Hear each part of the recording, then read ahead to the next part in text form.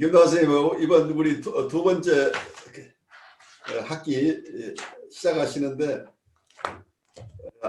저번 학기 끝나고 이제 두 번째 시작하면서 드는 생각, 그리고 혹시 이 수업에서 더 바라고 싶은 것들 이런 게 있으면 같이 좀 나누는 시간 잠깐 갖죠. 네,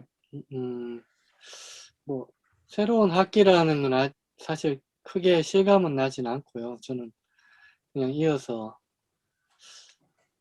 하는 이 과목이 계속 가는 것처럼 느껴지고 있고,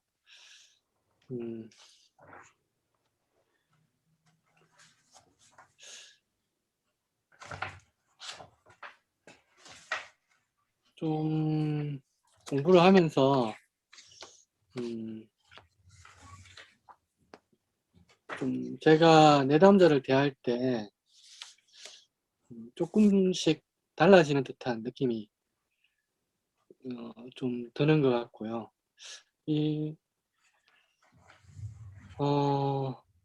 예전에는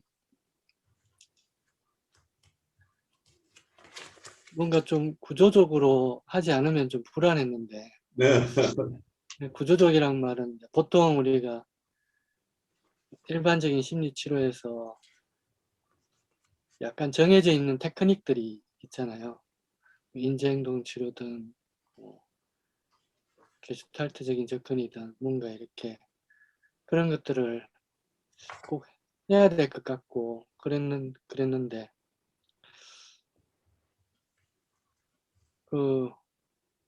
또는 정신분석을 좀 공부하고 나서는 좀 해석을 하는 것, 내담자와 내담자가 겪는 타인과의 관계에서 그거는 이러이러한 거다, 또는 부모의 어떤 부분이다, 이렇게 해석하는 것이었다면 요즘은 좀 달라진 게 저하고의 관계를 다루는 부분들이 훨씬 더 자유로워진 것 같아요. 그래요. 그래서 그리고 그게 더 상담 시간에 저 개인적으로는 그게 더 뭐랄까 생기가 있다 그럴까? 제가 조금 더 상담을 몰입해서 하는 듯한 느낌이 들고요. 저하고 관련돼 있으니까. 그렇죠. 네. 이제 아직 그런 부분들이 내담자한테 어떤 영향을 끼치는지 명료하게 어떤지는 잘 모르겠지만 이론상으로는 그런 부분이 되게 중요하다는 걸 계속 배우고 있으니까. 그렇죠. 결국 전이와 역전이를 통해서 치료가 일어나기 때문에 굉장히 중요하죠, 지금. 상담을 했는데 그런 얘기 없이 그냥 내담자가 자기 과거 얘기나 뭐 자기 부모 얘기나 아니면 갈등 있는 타인과의 관계를 이야기를 쭉 듣다가 끝나면 뭔가 내가 안 한 것 같은 느낌이 들고요. 근데 뭔가 상당히 피상적이었다는 느낌이 들고. 상상되겠다는 느낌이 들죠. 네. 제가 옛날에 면사무소나 동사무소에 갔을 때 직원들하고 대하던 거라고, 몇 년 전에 한국에서 동사무소를 찾아갔을 때의 동사무소 직원의 태도하고 그러니까 현격한 차이가 있는데, 네. 과거에는 민원인이 와서 자기 얘기 그냥 쭉 하면 알았어요, 이제 그런 태도란 말이에요. 근데 한국에서 지금 옛날 그런 태도로 대하는 공무원이 있으면 바로 민원 대상이 돼서 바로 쫓겨날 가능성이 높아지죠. 네. 현재 한국 공무원들은 굉장히 인터랙티브하게 서로 얘기를 하면서 내가 정말 원하는 게 무엇인지를 애써서 찾으려고 하는 태도가 보이더라고요. 그래서 한국 사회도 크게 변했다는 느낌이죠. 네. 지금 어떤 면에서는 그 내담자는 내담자 얘기 그냥 하고 나는 객관적으로 듣고 뭐가 잘못된지 내가 분석해서 알려주고 뭐 이런 그런 태도로부터 내가 정서적으로 굉장히 임발부되는 상황으로 지금 바뀌고 있잖아요, 임상이. 예, 그런 부분으로 저는 조금씩 그런 영역을 제가 좀 받아들이고 있는 것 같아요. 그래요. 아주 그게 임상에서 만나는 분들이 우리 김동완 선생님하고 관계를 맺을 수 있도록 허용하고 있는 거죠. 네. 치료 관계가 형성이 돼야 치료가 된다고 하는 게 어쩌면 릴레이셔널한 티어리에서 기본이죠. 남 모르는 사람하고 병원에 가서 진단받아서 엑스레이 찍어가지고 치료하는 게 아니란 말이에요. 지금 사람과의 관계, 특히 치료 관계에서 상담자와 내담자에게 인격적인 만남을 통해서 일어나는 작업들이니까 내가 이걸 회피한다고 한다면 처음부터 치료할 생각이 없다는 얘기가 되는 거죠. 근데 이제 어려운 것은 인격적인 관계를 맺는다는 것이 즐거운 경험보다 힘든 경험을 많이 하기 때문에 우리가 무의식적으로 이 관계를 맺고 싶어 하지 않는 저항이 계속 일어나는 거죠. 그래서 내 안에 일어나는 저항을 우리가 잘 살필 필요가 있는 거죠. 네. 그런 제가 거리를 둔다는 걸 요번에 굉장히 좀 확실하게 저의 태도를 좀 안 것 같아요. 그게 지난번에 이야기 드렸는데, 치료를 세팅하는 그걸 공고히 한다는 게 사실 저는 되게 자유롭게 했는데 그게 어떤 자유로움이 있었냐면 치료 관계 그 상담 시간 안에서는 내가 좀 더 자유롭게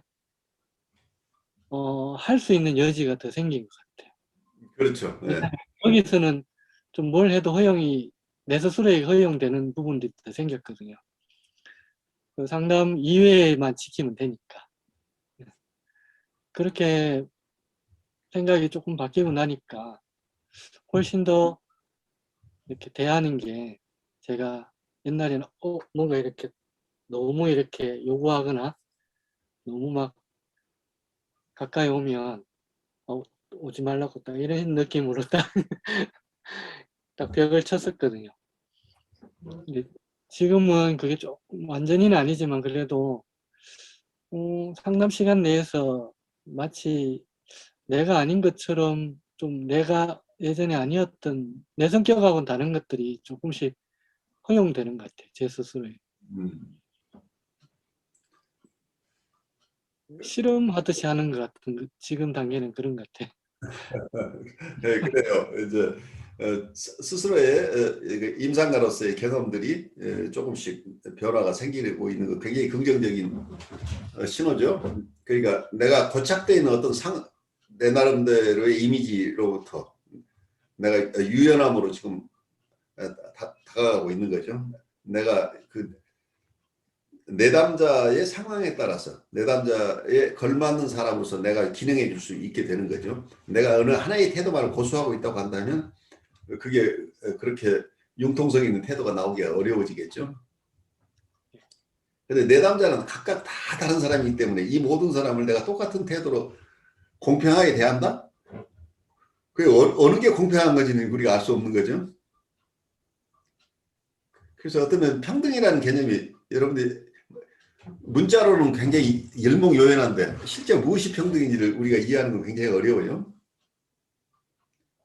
그래서 해석을 알아듣는 사람에게 해석을 해주는 것이 해석을 알아들을 수도 없는 사람에게 너도 평등하게 너에게도 나의 좋은 것을 주겠어 라고 해석을 하는 것이 이게 평등이 아니라는 얘기예요. 이 사람한테는 고문이 되는 거죠. 그래서 각자에게 적합한 그런 그분과의 적합한 관계를 맺는 것 자체가 모든 사람을 평등하게 대하는 거죠. 어쩌면 그게 가장 차별적인 대우가 가장 평등한 대우일 수 있다는 걸 이해하셔야 돼요. 그게 저는 법학 공부한 사람이 처음에 중요한 게 아니라 헌법학에서 나오는 게 평등을 절대적 평등으로 볼 것이냐 상대적인 평등으로 볼 거냐는 얘기하고 연결되는 거죠. 우리 서 목사님 오늘 첫 번째 시간이어서 이번 학교에서 우리가 조금 더 논의하고 싶은가 아니면 지금 쭉 공부해보면서 지금 나는 어디에 있는가 하는 얘기를 조금 나누고 있어요. 간단하게 본인 얘기하시고 우리 또 수업 들어가도 좋겠어요. 네.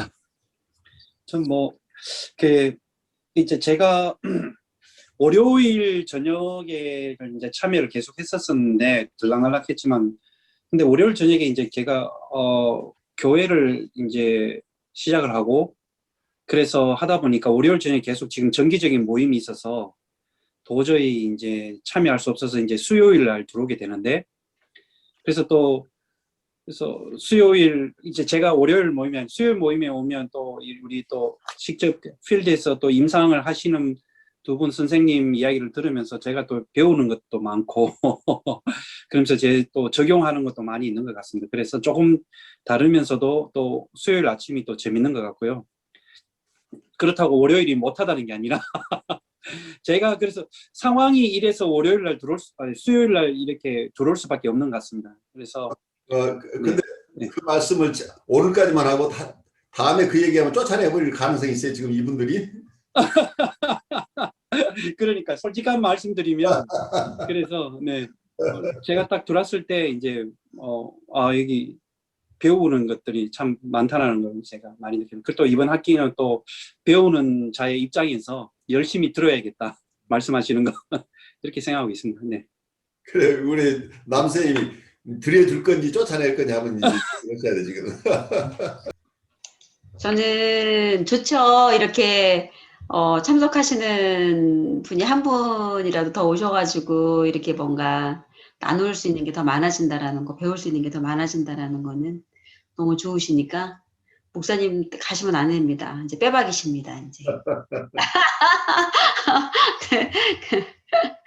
네. 그래. 저는 이제 정신분석 하시는 분들이 되게 장기적으로 많이 하시잖아요. 그래요. 그래서 막 한 6년, 7년도 막 하시더라고요. 보니까. 네. 같은 환자 저는 막 상상이 안 되더라고요. 어떻게 그렇게 장기적으로 상담을 할까. 그래서 막 너무 그 세계가 굉장히 막, 놀랍고, 어쩌면 저렇게 길게 어떻게 내담자를 만들 수 있을까. 근데 저도 이제 이렇게 또 공부하면서 슈퍼비전 받고 이렇게 해가면서 이제 하는데 몇 케이스들은 장기 상담이 되더라고요. 그래서 예. 그게 왜 그럴까 이렇게 생각을 해봤을 때 아까 이제 김동원 선생님도 말씀하셨지만 뭔가 이제 단기 상담에 우리 선생님들도 굉장히 한 10회기 하면은 더 이상 할 게 없어요. 저는 제 개입 안 해요. 이렇게 딱 종결해야 돼요. 더 이상 제가 줄 건 없어요. 이렇게 하고 그렇게 하거든요. 근데 뭐 저 역시도 이렇게 단기 상담을 이렇게 중심으로 이제 많이 이제는 했었는데 제가 이제 몇몇 케이스들은 조금 장기로 이렇게 갈 수 있는 내담자들이 생기는 게, 그래서 가만히 생각해 봤을 때 제가 뭔가 제 것을 자꾸 주려고 하기보다는 아까 말씀하신 것처럼 관계, 내가 저 사람의 어떤 대상 관계에 어떤 대상으로서의 역할들 내지는 그분이 정말 자기의 이야기들을 충분히 가져올 수 있도록 뭔가 조금 들어주고 그런 장을 펼쳐줄 때 매일매일 다룰 게 있는 것 같아요. 제가 뭔가를 개입을 한다는 것보다도 뭔가 매일매일 이렇게 들어줄 게 있고 이렇게 이야기거리가 계속 있고 이렇게 하다 보니까 그렇게 장기적으로 갈 수 있다라는 생각이 들더라고요. 그래서 그러니까 뭔가 뭐 기법적으로 뭔가 테크닉적으로 뭔가 이렇게 뭐 상담자 주도적으로 이렇게 하려고 했을 때는 뭐 이제 몇 번 하면 없잖아요. 상담자가 알고 있는 게 얼마나 되겠어요. 자기가 가지고 있는 게 얼마나 있겠어요. 얘기하면 없어요. 바닥나요. 근데 정말 이렇게 내담자 중심으로 이렇게 갈 때 늘 뭔가 지난 회기와 이번 회기와의 어떤 변화도 있고 퇴행도 있고 반복도 있고 뭔가 또 어떤 에피소드도 있고 뭔가 옛날 그 과거가 또 나오기도 하고 그러면서 내담자에게 초점을 맞추고 그러는 가운데 내담자가 상담자를 관계에서 경험하는 것들을 또 이렇게 또 상담자가 또 경험하고 이러면서 네. 되게 신기하고 놀라운 것들을 좀 굉장히 발견하게 신기하죠. 그 인터서브젝티브하게 일어나는 현상들은 아무도 예측을 못해요. 네. 새로운 세계가 펼쳐진다. 매번이 새로운 세계예요. 네, 그래서 그런 조금 약간 신기한 경험들을 간혹 이렇게 경험하고 하면서 이게 공부를 하니까 이게 좀 장기적으로 가는 게 가능하구나 이런 생각을 하게 되는 것 그래 굉장히 중요한 인사이트인데 사실은 우리가 많은 것을 주려고 하는데 우리가 줄 것은 이 사람들이 가장 필요한 건 나를 주는 거예요.